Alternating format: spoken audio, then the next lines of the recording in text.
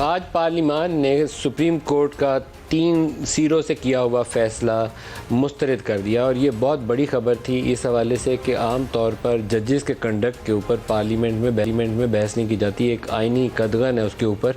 लेकिन आज वो सारा कुछ हुआ, जजेस को डिस्कस भी किया गया, किस तरीके से फ़ैसला हुआ उसके भी जिक्र हुआ, और साथ जो 3-4 नुकात थे उनके, वो बड़ी पावरफुल स्टेटमेंट है उस करारदाद के अंदर कि ऐवान तीन रुकनी बेंच का इकलीती फ़ैसला मुस्तरद करता है। आर्टिकल 63A की गलत तशरीह और इसके असर नौ तहरीर किए जाने, ये इख्तलाफी नोट था कि जो आप फैसला कर रहे हैं it amounts to rewriting of the constitution, ये उस फैसले के ऊपर जजेस ने नोट तहरीर किया था। तो आज करारदाद के अंदर भी उसको डाल दिया गया कि असर नौ तहरीर किए जाने पर शदीद तशवीश का इजहार करता है। ऐवान मुतालबा करता है कि अदालत उज़्मा का फुल कोर्ट इस पर नज़रसानी करे। ये करारदाद थी और करारदाद के बाद भी वज़ीर आज़म साहब ने वकला से ख़िताब करते हुए भी अपने जज्बात का इजहार किया। जो स्टेटमेंट दी इस हवाले से करारदाद पेश करते हुए ऐवान के अंदर, मैं वो आपको पहले सुनाना चाहूँगा। खालिद मक्सी साहब ने करारदाद पेश की, दिखाइएगा जी। 3 रुकन बेंच के फैसले को पार्लियामान मुस्तरद करती है और आइन और कानून के मुताबिक अक्सरियती बेंच के फैसले को नाफिज अमल करार देती है।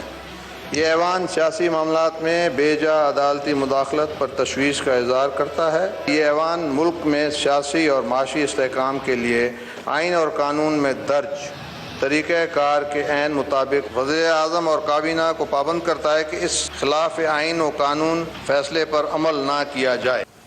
ये तो होगी करारदाद, बड़ी क्लैरिटी के साथ उन्होंने कह दिया, लेकिन क्या इसकी कोई लीगल वैल्यू है, हम अपने पैनलिस्ट से आज पूछेंगे। लेकिन जिन वकला से हमने इस पर इंटरेक्शन किया वो कहते हैं कि इसकी कोई लीगल वैल्यू नहीं है इस करारदाद की।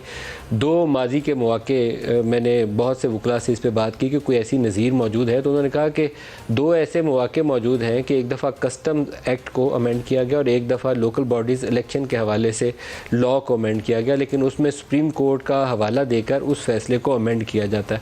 या दूसरा तरीका यह है कि आप 2/3 मेजॉरिटी के साथ जाएं और उसको सेटिसाइड कर दें। यहाँ दोनों सूरतें नहीं है, करारदाद उसका नेमुल बदल नहीं हो सकती। तो या रिव्यू में चले जाएं, रिव्यू में शायद हुकूमत जाना पसंद नहीं करे क्योंकि 3 रुकनी बेंच जिसने ये फैसला पहले किया है वो 2 मिनट के अंदर उसको उठा के बाहर फेंक देगा। तो एक टकराव वाली कैफियत, खुलेआम तसादुम की कैफियत हमारे सामने नज़र आती है और उसमें कमी आने का कोई इम्कान नहीं। बहुत से लोग पाकिस्तान तहरीक इंसाफ के गुज़श्ता रोज़ लुडियाँ डाल रहे थे कि शायद अब 14 मई को इंतखाबात हो जाएगा। मेरा ख्याल गुज़श्ता रोज़ भी यही था कि इंतखाबात नहीं होगा, क्योंकि इस वक्त ना हुकूमत ना इस्टेब्लिशमेंट दोनों की इंक्लिनेशन इस तरफ नज़र नहीं आती कि किसी एक असम्बली का इंतखाब करा के आगे चल पड़े, जिससे कल आने वाले दिन एक नए फसाद की बुनियाद रखी जा सके। 90 रोज़ की शर्त आइन के अंदर सबसे जो वजाहत के साथ चीज़ें आती हैं उसमें से एक है 90 रोज़। बड़ा क्लैरिटी है, उसमें कोई भाम है ही नहीं। 90 रोज़ ऑलरेडी गुजर चुके हैं। इस वक्त जब ये 14 मई की कंडीशन का इतलाक़ होगा तो कम व बेश 120 रोज़ हो चुके होंगे। लेकिन इसके साथ ही केयर टेकर सेटअप का जो कॉन्सेप्ट है उसका क्या करना है, उस हवाले से कोई क्लैरिटी नहीं है। और हुक्मनामा सिर्फ पंजाब असम्बली के ऊपर क्यों है, KP पे क्यों नहीं आया, उसके ऊपर भी सवालिया निशान है। तो ये बहुत सारे सवालात हैं।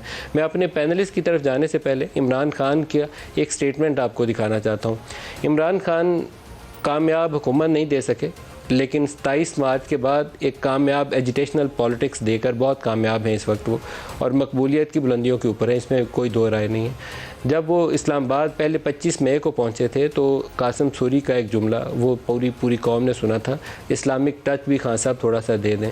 वो इस्लामिक टच अपने हर जलसे में देते हैं, रियासत मदीना की मिसाल देते हैं, खुलफाए राशिदीन की मिसालें देंगे, इस्लामिक तारीख़ के बहुत से हवाले देंगे, बहुत सारी अच्छी बातें जो कहनी चाहिए। लेकिन सियासी मकासद हासिल करने के लिए मज़हब का इस्तेमाल तौहीने मज़हब के ज़ुमरे में आता है। जस्टिस अतर मनिल्ला ने कहा था जब वो chief justice supreme high court थे और इस्लामाबाद हाई कोर्ट थे, और मुझे उनके इस ऑब्ज़र्वेशन से बहुत ज़्यादा इत्तफ़ाक़ है, क्योंकि पाकिस्तान में मज़हब का इस्तेमाल या इंतहा पसंद जमातें करती हैं, जिन्होंने मुल्क के अंदर बम धमाके दहशतगर्दी करनी होती है वो करते हैं, जो सुसाइड अटैकर्स तैयार करके भेजते हैं वो करते हैं, या हमारी मिलिट्री इस्टेब्लिशमेंट करती थी। जब IJ की तख्लीक की गई थी तो अल्लाह पाक मग़फ़िरत फ़रमाए बेनज़ीर भुट्टो की, उनके ख़िलाफ़ IJ का बयानिया जो था वो इसी तरह के जुमलों से मुज़य्यन था कि औरत की हुक्मरानी जायज़ नहीं है, ये सिक्योरिटी रिस्क है, इस्लामिक तारीख़ के कुछ और हवाले दे के।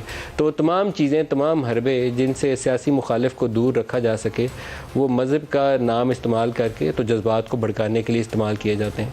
इमरान खान जो ऑक्सफोर्ड यूनिवर्सिटी से पढ़ के आए हुए हैं, क्रिकेटर रहे हैं, पूरी दुनिया घूमे हुए हैं, उनसे ऐसी बातें सुन के ज़रूरत से ज़्यादा अफसोस होता है, क्योंकि इमरान खान उन्हीं हरकतों पे हैं, उन्हीं लाइंस के ऊपर हैं जो IGI वाली हरकतें थी। मैं आपको पहले उनका स्टेटमेंट सुनाता हूँ, फिर इसके ऊपर मज़ीद बात करते हैं। दिखाइएगा जी। सारी कौम को मैं आज कह रहा हूं कि हम सब निकलेंगे। अभी से आप अपनी तैयारी करें, क्योंकि अब अगर हम ना निकले तो और छोड़े, अल्लाह माफ नहीं करेगा हमें, क्योंकि ऊपर वाले का हुक्म है कि हक और इंसाफ के लिए खड़े हो। अल्लाह का हुक्म है कि आपके मुल्क में इंसाफ होगा तो आजाद होंगे। अल्लाह ने हमारे पे फर्ज किया हुआ है कि आप इंसाफ के लिए, अपनी आजादी के लिए जद्दोजहद करें। अगर हमने इनको कामयाब होने दिया तो ना अल्लाह माफ करेगा, ना तारीख हमें माफ करेगी। इमरान खान, आप भी अल्लाह से माफ़ी मांगिए और पूरी कौम भी अल्लाह से माफ़ी मांगे कि हम जिस अजाब से पाकिस्तानी कौम गुजर रही है उससे निजात का कोई रास्ता निकल आए। कुरान पाक में हुक्म है कि अल्लाह की ज़मीन पर फ़साद ना फैलाओ, ला तुफ़सिदू फ़िल अर्द। तो मैं इससे ज़्यादा इमरान खान को कुछ और नहीं कहता।